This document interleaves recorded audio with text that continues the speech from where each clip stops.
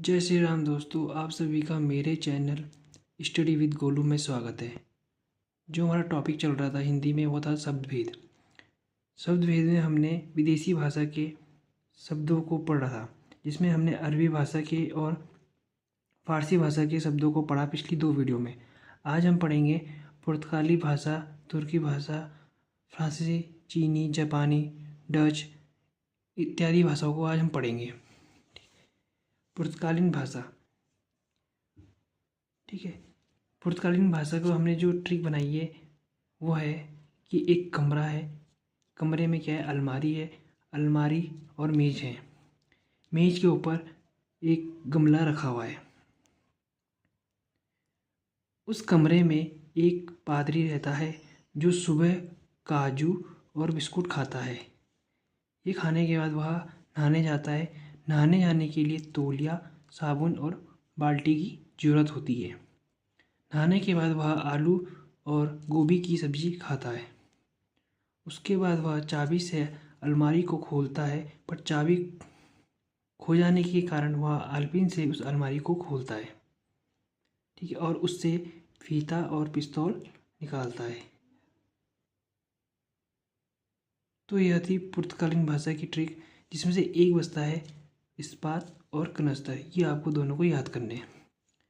दूसरा है तुर्की भाषा। तुर्की भाषा में वो शब्द आते हैं, मतलब मेनली जो शब्द होते हैं वो जैसे काटने मारने वाले यूज़ होते हैं, जैसे कैंची, चाकू, तोप, बंदूक, बारूद, ठीक है। और इसकी जो ट्रिक बना रखी है, एक बहादुर दरोगा अपने लिए कुर्ता खरीदता है, ठीक है। उसकी बेगम को चेचक है और वह अपनी बेगम के लिए कूली और बावर्ची का काम भी करता है घर पे, ठीक है।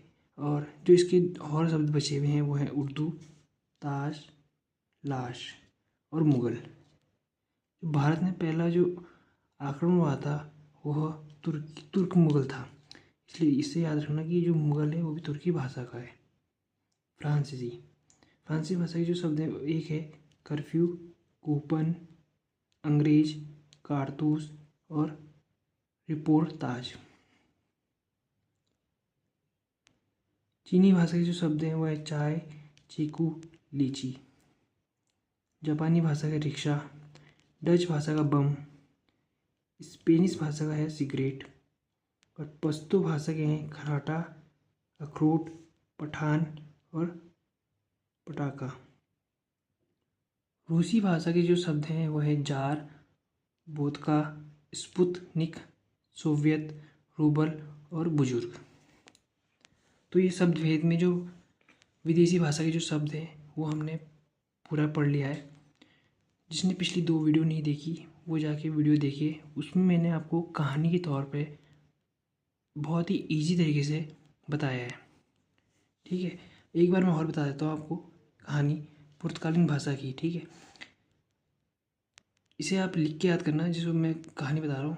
एक कमरा था, कमरे में आलपीन और कमरा में अलमारी और मेज के ऊपर क्या है, गमला रखा हुआ है। कमरे में एक पादरी रहता है जो सुबह उठ के काजू और बिस्कुट खाता है। उसके बाद वह नहाने जाता है। नहाने के लिए तौलिया, साबुन और बाल्टी का यूज़ होता है। नहाने के बाद वह आलू और गोभी की सब्ज़ी खाता है। उसके बाद वह क्या करता है, उसकी चाबी खो जाती है, जिससे उसे अलमारी को खोलना था, पर वह किससे खोलता है, आलपीन से। उससे वह फीता और पिस्तौल निकालता है। जो इस कहानी में नहीं आए वो है इस्पात और कनस्तरी, अलग से याद करना। तुर्की भाषा में मेनली वो शब्द होते हैं जो काटने या मारने में यूज़ किए जाते हैं, जैसे कैंची, चाकू, तोप, बंदूक, बारूद, ठीक है। और इसकी जो कहानी है वो है एक बहादुर दरोगा कुर्ता खरीदता है। उसकी बेगम को चेचक की बीमारी है, इसलिए वह घर में कूली और बावर्ची का कार्य भी करता है अपने, ठीक है। जो इस ट्रिक में नहीं आया है वो है उर्दू, मुग़ल, ताश और लाश। तो ये थे जो विदेशी शब्द हैं यूज़ हुए हैं, उसको ट्रिक से हमने याद किया है। वीडियो कैसी लगी कमेंट करके ज़रूर बताना, और चैनल को सब्सक्राइब जरूर करना।